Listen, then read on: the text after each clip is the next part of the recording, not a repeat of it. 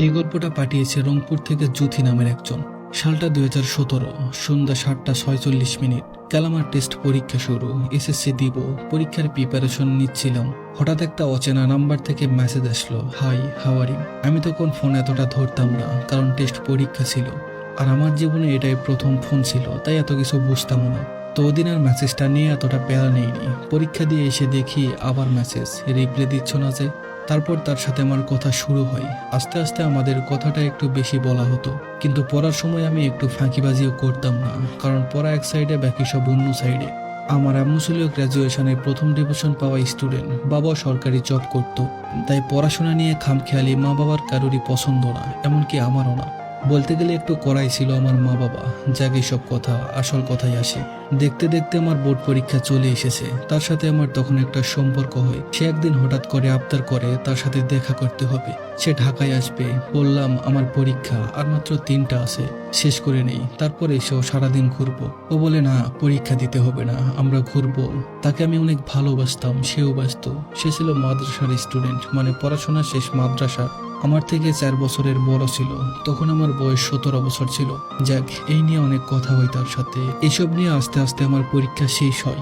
এরপর ওকে যখন বলি আসো দেখা করি, ও বলে টাকা নেই আমার কাছে, আসতে পারবে না। আমাদের সেই কথা হতো ভিডিও কলে, অডিও কলে, এটুকুই দেখা তার সাথে আমার। দেখতে দেখতে 7-8 মাস চলে যায়, ভালোই যাচ্ছিল দিন। আমার পরিবারের প্রায় সবাই জানতো ওর কথা, এমনকি বিয়ে ঠিক করে ফেলেছে। তারপর আমি কলেজে ভর্তি হই ভালো একটা রেজাল্ট নিয়ে। সে খুব খুশি হয়। তার পাশাপাশি আমি কয়েকটা টিউশন পাই, সেখান থেকে আমার হাত খরচ হয়ে যেত। ওকে বললাম আর কতদিন, আসো দেখা করি, টাকা আমি দিব, তুমি শুধু আসার ভাড়াটা নিয়ে আসো, বাকি সব আমি দিব, সমস্যা নেই। 2019 সাল চলে গেল, সে আসলো না। আমার কলেজও শেষ হতে যাচ্ছে। এতটা পরিমাণ ভালোবাসতাম তাকে, তার জন্য নিজেকে পুরোই বদলে ফেলেছিলাম। হিসাব ছাড়া কোথাও যেতাম না, বোরকা তো মাস্ট, মারহাম নন মারহাম মেনে চলতাম। নিজের ছোটবেলার বন্ধুদের সাথেও যোগাযোগ বন্ধ করে দিয়েছিলাম, কিন্তু আমি জানি না সে আমাকে আদৌ ভালোবেসেছে কিনা। বলতো ভালোবাসে। 2020-এ এসে পড়লো করোনা, সবকিছু অফ হয়ে গেল। আমার এইচএসসি পরীক্ষাও হলো না, কিন্তু সে তখনও বেকার। আমি ওকে বললাম, তুমি তো মাদ্রাসার স্টুডেন্ট, তুমি চাইলে মাদ্রাসায় জব নিতে পারবে, ছোট হোক সমস্যা নেই, পরে আমিও জব করে তোমার পাশে দাঁড়াবো। এখন একটা জব নাও, যাতে বিয়েটা হয়। আসলে সত্যি বলতে আমার পরিবারে মা বাবা রাজি ছিল না, তাও অনেক কষ্ট করে যুদ্ধ করে রাজি করিয়েছি বিয়ের জন্য। তারপরেও বলে যে না, আমাকে দিয়ে এইসব হবে না। তখন বললাম, তুমি তাহলে ব্যবসা করো, আমি কিছু দেই। টিউশন করে মাসে 5-6 হাজার টাকা তো আসতো, তো ওই টাকা আমি জমিয়েছিলাম। সে বলে, তোমার কাছ থেকে ভিক্ষা কেন নিব?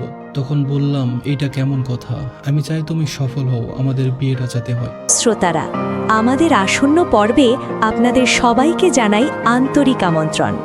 আমাদের চ্যানেলটি সাবস্ক্রাইব করতে ভুলবেন না, কারণ আপনাদের ভালোবাসাই আমাদের এগিয়ে যাওয়ার প্রেরণা। যদি আপনাদের জীবনে কোনো ভালোবাসার গল্প থাকে, তবে অবশ্যই আমাদেরকে মেসেজ বা ইমেলের মাধ্যমে জানাবেন। আমরা সেই গল্পকে কণ্ঠে তুলে ধরব, যাতে আপনার অনুভূতি পৌঁছে যায় সবার হৃদয়ে। তাহলে অপেক্ষায় থাকুন, খুব শিগগিরই আসছে নতুন পর্ব, শুধু আপনাদের জন্য।